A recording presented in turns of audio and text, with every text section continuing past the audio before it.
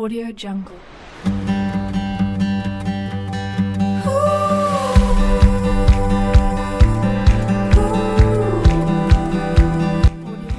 Assalamualaikum warahmatullahi wabarakatuh.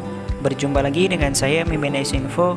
Semoga kalian semua tetap dalam lindungan Allah Subhanahu wa taala ya sob. Amin.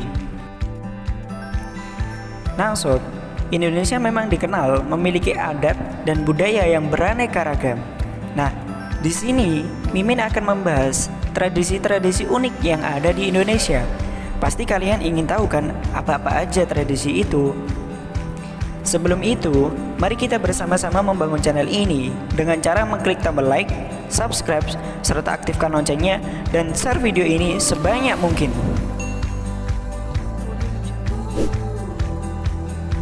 Nah sob, ritual tiwah merupakan upacara sakral keagamaan Keharingan, yaitu agama yang biasanya dianut oleh orang-orang Dayak untuk pengantaran tulang orang-orang yang sudah meninggal dunia ke sandung.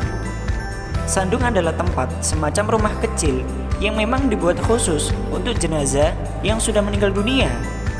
Nah sob, ritual ini dilakukan oleh sebagian besar suku Dayak di Kelurahan Tumbang Miri, Kecamatan Kahayan Hulu Utara, Kabupaten Gunung Mas, Kalimantan Tengah. Sebelum melakukan ritual ini sob, suku Dayak harus menyiapkan ratusan ekor hewan sebagai sesajen pengantaran arwah orang-orang yang telah meninggal. Dalam istilah Dayak, hewan kurban tersebut disebut tabu. Setidaknya hewan-hewan tersebut ditanggung oleh 34 kepala keluarga almarhum yang ikut terlibat dalam ritual itu. Dalam sekali ritual, biasanya ada 142 ekor hewan dengan rincian 30 ekor sapi, 10 ekor kerbau, 5 ekor babi, serta 80-an ekor ayam. Semua hewan-hewan tersebut akan ditombak secara bertahap.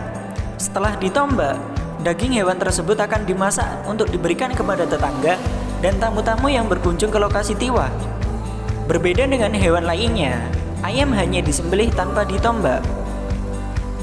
Menurut salah satu warga lokal, upacara tiwah bagi suku Dayak adalah prosesi untuk melepaskan rutas atau kesialan bagi keluarga almarhum yang ditinggalkan dari pengaruh-pengaruh buruk yang akan menimpa mereka. Nah sob, yang kedua ada tatung. Pasti di antara kalian masih sangat asing mendengar kata ini. Tatung merupakan sebuah istilah yang dikenal di kota Singkawang dan sekitarnya. Istilah tatung ini dipergunakan untuk merujuk kepada orang yang tubuhnya dijadikan media untuk dirasuki oleh dewa atau dewi atau roh-roh leluhur yang mereka percayai. Roh-roh yang dipanggil ini diyakini sebagai roh-roh baik yang mampu menangkal roh-roh jahat yang hendak mengganggu keharmonisan hidup masyarakat Singkawang. Mereka yang telah dirasuki roh tersebut dipercaya akan memiliki kekuatan gaib dan bertindak di bawah alam sadarnya. Tatung sendiri hanya bisa ditemukan ketika ada perayaan festival Cap Gomeh di daerah kota Singkawang. Dalam festival ini, seorang tatung akan menusukkan benda-benda tajam ke tubuhnya. Dan sebelum melakukan ritual ini, seorang tatung haruslah berpuasa selama 1 minggu, tidak boleh makan dan juga tidak boleh berhubungan badan. Dan juga, seorang tatung harus berasal dari keturunan tatung sendiri. Jadi, hal ini menjadikan hal turun-temurun.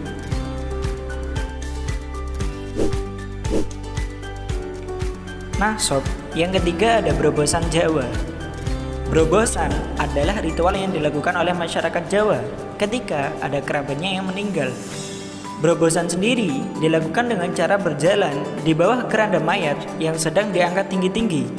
Kegiatan tersebut dilakukan sebelum jenazah diberangkatkan ke makam. Biasanya orang yang melakukan berobosan ini adalah anak, cucu, atau kerabat dekat dari orang yang meninggal. Ritual tersebut berdasarkan pepatah yang mengatakan mikul dhuwur mendem jero atau menjunjung tinggi dan juga mengenang jasa-jasa orang yang telah tiada tersebut. Tujuan dari tradisi ini adalah memiliki 2 tujuan. Yang pertama yaitu menghormati orang yang meninggal tadi, dan yang kedua adalah untuk mendapatkan tuah atau barokah dari jenazahnya. Nah sob, yang keempat ada batombe. Batombe merupakan seni pertunjukan balas membalas pantun. yang disampaikan dengan cara mendendangkan pantun antara kaum laki-laki dan kaum perempuan yang berasal dari Nagari Abai, Kecamatan Sangir Batanghari, Kabupaten Solok Selatan, Provinsi Sumatera Barat. Nah sob, Batombe diawali dengan pembacaan pantun pembukaan oleh seorang datuk. Para pemain lalu memasuki arena dan membuat lingkaran. Pemain terdiri dari 10 orang laki-laki dan 3 orang perempuan. 12 diantaranya bergerak menari membentuk garis lingkaran, sementara satu lainnya menari di dalam lingkaran. Tradisi Batombe bertujuan untuk memotivasi pria dewasa agar kembali bersemangat menebang pohon ke hutan selepas makan siang. Pohon yang ditebang tersebut akan diolah menjadi tonggak, tiang, dan papan untuk membangun rumah gadang pertama di negara Abai. Nah sob, yang terakhir ada kebu-kebuan. Kebu-kebuan merupakan salah satu upacara adat, yaitu berubah menjadi kebu di daerah Banyuwangi. Sesuai namanya, kebu-kebuan dilakukan dengan berubah menjadi kerbau. Namun, kerbau yang digunakan bukan kerbau sungguhan, melainkan manusia yang berubah menjadi kerbau. Upacara adat tersebut sudah ada sejak 300 tahun yang lalu, tepatnya pada abad ke-18. Kebu-kebuan biasanya dilakukan awal bulan Suro, penanggalan Jawa.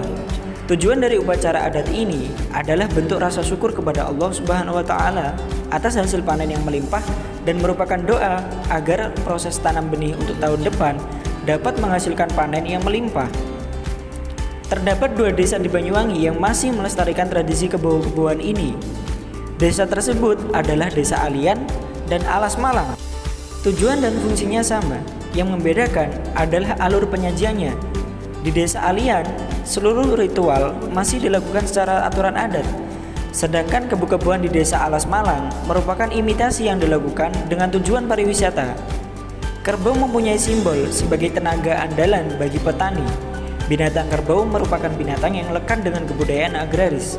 Dalam kehidupan agraris, kerbau dan sapi merupakan binatang yang membantu petani dalam mengolah lahan sawahnya. Bahkan dalam mengolah lahan sawahnya, kerbau dianggap lebih kuat daripada sapi.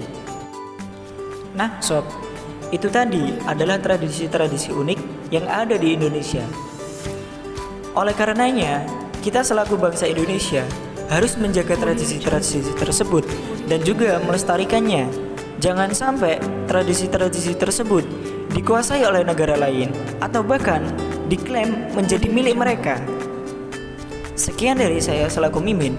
Apabila ada salah-salah kata, saya memohon maaf yang sebesar-besarnya. Wassalamualaikum warahmatullahi wabarakatuh.